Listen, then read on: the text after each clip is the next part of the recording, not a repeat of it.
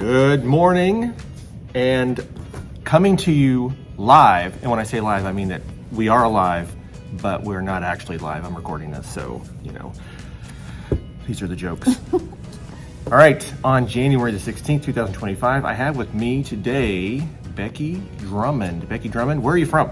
I am from Slater Alexander Elementary in Slater, Missouri. Slater, Missouri. So where in the state is that located? So if you know where Marshall is, we are just 13 miles northeast of there. What if I don't know where Marshall is?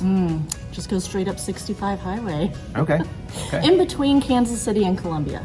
I know those two. Okay. So I have a joke. What did the bison say to... No, wait. That's... Whoever wrote this joke wrote it wrong. What did the buffalo say to his son when he left the ranch? Bison. Yeah, that's wrong. That's a good one. Hey, weird facts. Maine is the only state with one syllable. Did not realize that. Yeah, it's really not important. So, all right. So I always ask everyone who does this with me, what is your Mount Rushmore of educators? So 4 people. The first one is an edu-hero, the second one is a colleague, the third one is a mentor, and the fourth one is a non-educator. It's always super hard, and people have struggled doing one, and some people cheat and they do more than one. I don't really care. So what is one edu-hero? And I prepped you beforehand, so you knew this was coming. One edu-hero. Even though I knew it was coming, it was very hard, and I am going to name drop a few if that's okay with you, because I hear there's no rules on this There's podcast. no rules. So I would have to definitely say Jay Anderson. Jay Anderson, he's the edu-hero? He is an edu-hero. All right, awesome. And he just always makes you feel so good and valued, and that is so important. He's what, he has a term that he uses called a hopester. Absolutely. And that's him. That is him. You just have a conversation with him and you are just kind of filled with hope and I don't know, you feel good. You do feel good. Yeah, and you feel like what you're doing really does matter. Yeah, he's like a great counselor or, I don't know. Yeah, I do know I can always call on Jay if I need him. Okay, Jay Anderson. Jay Anderson, definitely. I would also have to say Beth Huff. We all love Beth.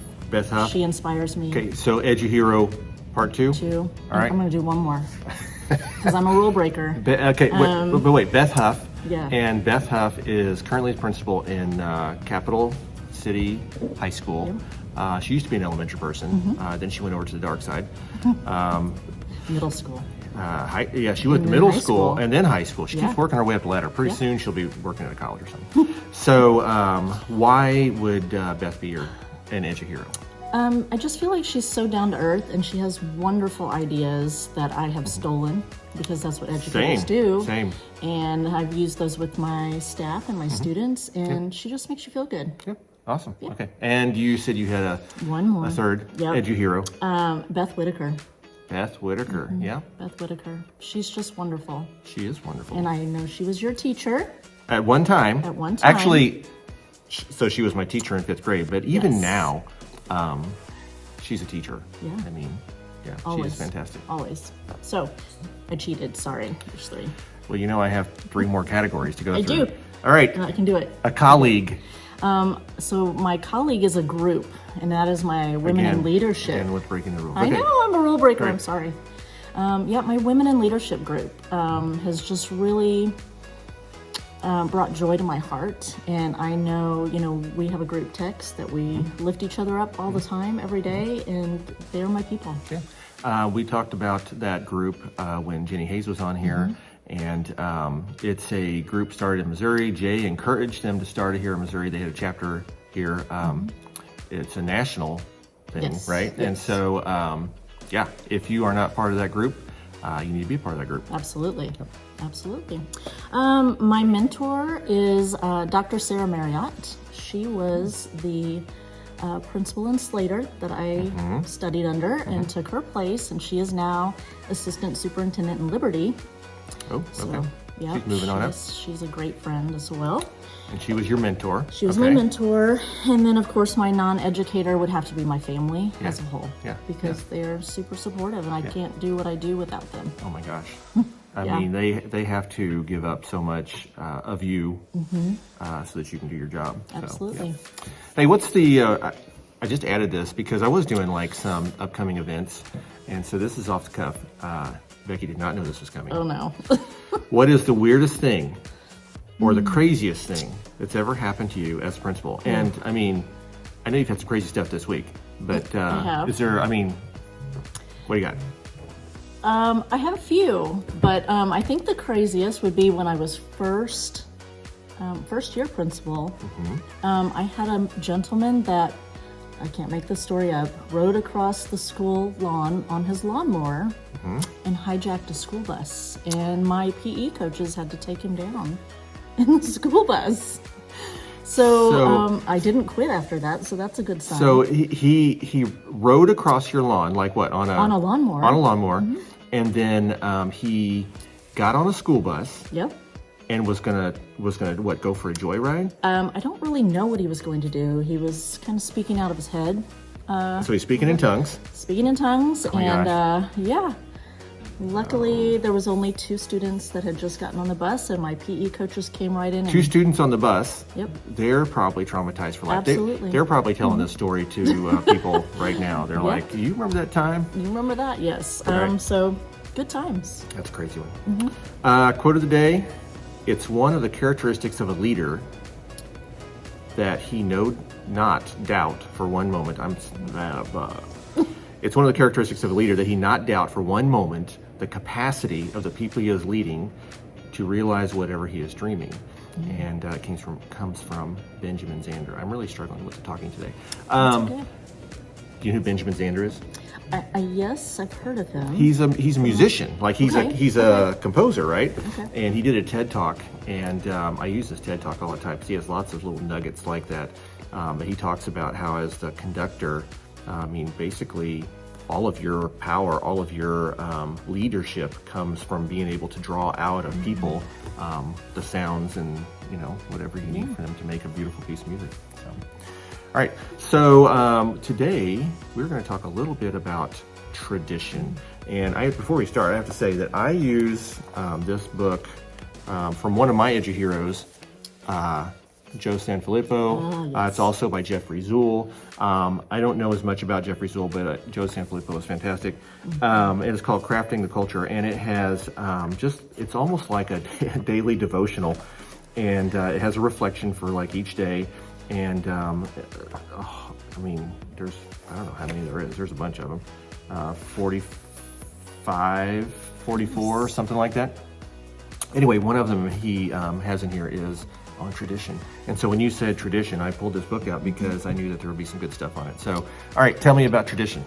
What is it? So tradition is something, it can be religious, it can be family related. Obviously schools have a lot of tradition, something that you do over and over and brings meaning to what you're doing. I went to Mizzou for a year, and they had a bust of a guy, a bronze bust of a guy on the campus, and you would rub his nose. And that nose was polished clean. Yes. The rest of him was, I mean, a mess. But so that was a tradition. You did that before finals, right? It was good luck for finals. Yep. So that's a tradition. That's good. Tradition is and this comes from Joe Sanfilippo and Zuhl. It's a way to drive those in the organization to a higher level as a result of the routines and pride that have been established. But it can also be a roadblock if it becomes like an excuse. Oh, that's how we've always done it. So let's be careful. It can be a double-edged sword. So what does some traditions look like in your district, in your building? So I'm lucky enough to be able to be the principal in the building that I went to school in. And so oh my gosh.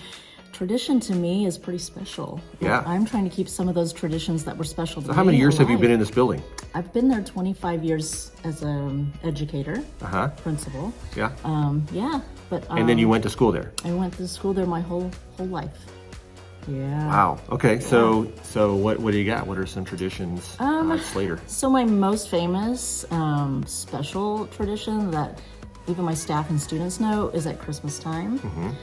We have a 3-story elementary building, and so growing up, we would have our classes go on all 3 levels, and we would sing Christmas carols and take turns on those floors. And so obviously we don't have as many students now, but on that last day before break, we all gather in that hallway and we sing Christmas carols together. It's a very merry place to be. Yeah, What else? absolutely. What else do you have there? Do you have anything else? So we do an Easter egg hunt every year. That's always been a tradition of the school and the town. So do you hide them in the building or like on the lawn? We do it outside unless the weather's really bad. Yeah. And that's something our junior high student council, it's part of their tradition to help hide the eggs. You're across grade levels, good. Absolutely, yep. I'm pre-K 8, so I have oh wow, a lot of those things. A new tradition in our school is we do a wellness walk every year. For mental and physical health, and so that's becoming a new tradition for our school. Where do you walk to? We stay on our campus, and we have a huge, really 2-block radius, and we kind of shut that down, and we have different stations along the way. Just shut the whole town down. Shut the whole town Shut it down. down. It's pretty much, the school is pretty much the town. All right. Yep, pretty much. Another fun one is our track and field day at the end of the school year. We had that. I've had that in a couple of places. That's always a good one. Yeah. Because we have junior high track, but our littles don't get to do those fun things. Right. So that's one we You got to start always look training forward them to. so they can be track stars when they're in junior high. Absolutely. And then there's I always do Young Readers Week, National Young Readers Week, and I dress up as a different theme every year, and that's Pictures of that? I have pictures. You should send me some so I can insert them in the video and they can pop up. Oh, What are some things you've dressed up as? Well, the year that Jenny Hayes came and surprised me and announced me with being the distinguished principal, Distinguished principal. I was Becky dressed as Drummond. Wonder Woman. So That was perfect. it was perfect. That's perfect. Yeah. Quite an honor to be a distinguished principal. So congratulations. Thank you. What was that? Was that last year or a couple years ago? A couple years ago. A couple years ago. Yeah. Yep. So this year I was a rock star. Well, of course. Had a great big hair, wig. It was awesome. I mean, that wasn't even dressing up for you. Some other ones that I've heard about, and we have done in a couple of places I've been, is the senior walk. So before seniors graduate, they have their cap and gowns, they've just practiced or whatever. They do a walk through the elementaries, and the elementary kids line the halls and cheer for them, and that is super powerful. Yes. Because the little kids get to see where they're headed, and the big kids get to see how far they've come. And so we do that. We call it the Wildcat Walk. the Wildcat Walk. And we do it with our preschool graduates and our senior graduates walking together. Wow. Yeah. Joe Sanfilippo also talked about, I think maybe he did this in his district, kindergartners making videos for their seniors, so like some advice videos, like don't paint the ceiling with your mouth open or something, something like that.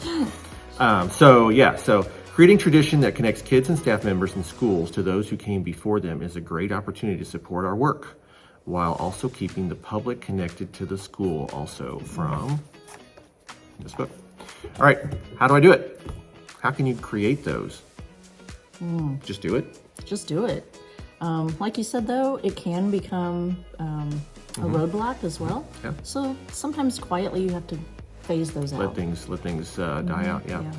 Create public opportunities for those who walked hallways years ago to be connected to what is happening now. That's the last quote from the book. And that's the thing about the traditions, is trying to connect it all together. So Love it. all right, hey, at the end of the announcements, we always say, you have value, you have impact, and what you are doing matters. Bye, everyone.